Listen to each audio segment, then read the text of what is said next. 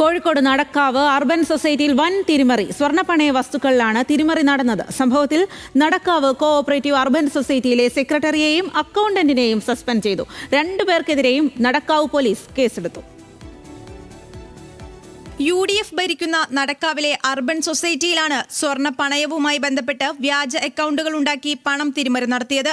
Society നടത്തിയ വാർഷിക കണക്കെടുപ്പിൽ നിന്ന് പോലും 2 ജീവനക്കാരും ഇത് വിദഗ്ധമായി മറച്ചുവെച്ചു.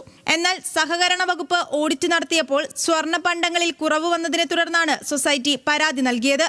Accountant P. Divya, society secretary MP. Reju എന്നിവർക്കെതിരെയാണ് നടക്കാവ് പോലീസ് കേസെടുത്തിരിക്കുന്നത്. ഇരുവരെയും സസ്പെൻഡ് ചെയ്തു. 65 ലക്ഷത്തോളം രൂപ ഇത്തരത്തിൽ തിരിമറി നടത്തിയിട്ടുണ്ടെന്നാണ് കണക്ക്. പണം തിരിച്ചുപിടിക്കാനുള്ള നടപടി സൊസൈറ്റി തന്നെ തുടരുന്നതിനിടയിലാണ് സൊസൈറ്റിയുടെ തന്നെ പരാതിയിൽ പോലീസ് കേസെടുത്തതെന്ന് സൊസൈറ്റി പ്രസിഡന്റ് രാജേഷ് പറഞ്ഞു. ഏകദേശം ഒരു 65 ലക്ഷത്തിന്റെ മേലെ തിരിമറി നടന്നിട്ടുണ്ട്. അതിലിപ്പം 29 ലക്ഷം റുപ്യ അവിടെ കൊണ്ട് ഞങ്ങൾ അടപ്പിച്ചിട്ടുണ്ട്.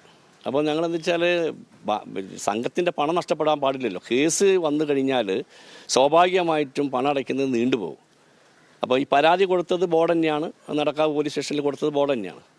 ഞങ്ങൾ കൊടുത്തിട്ടുണ്ട്, പിന്നെ ഡിപ്പാർട്ട്മെൻറ്റ് നേരിട്ടും കൊടുത്തിട്ടുണ്ട്. അപ്പോൾ ഡിപ്പാർട്ട്മെൻറ്റിൽ എൻക്വയറിയും കാര്യങ്ങളൊക്കെ നടന്നത് അതിൻ്റെ കാര്യങ്ങളൊക്കെ മുറക്കി നടക്കുന്നുമുണ്ട്. അപ്പോൾ നമ്മളിത് ബോർഡ് അറിയാത്ത ഒരു സംഭവമാണ്. അപ്പോൾ അറിഞ്ഞപ്പോൾ അതിൻ്റെ ആക്ഷനുകളൊക്കെ എടുത്തു. സൊസൈറ്റി ബോർഡ് അംഗങ്ങൾ അറിയാതെ 2 ജീവനക്കാർക്ക് തിരിമറി നടത്താൻ എങ്ങനെ കഴിഞ്ഞുവെന്നാണ് CPIM ഉൾപ്പെടെയുള്ള പാർട്ടികളുടെ ചോദ്യം. ന്യൂസ് മലയാളം, കോഴിക്കോട്.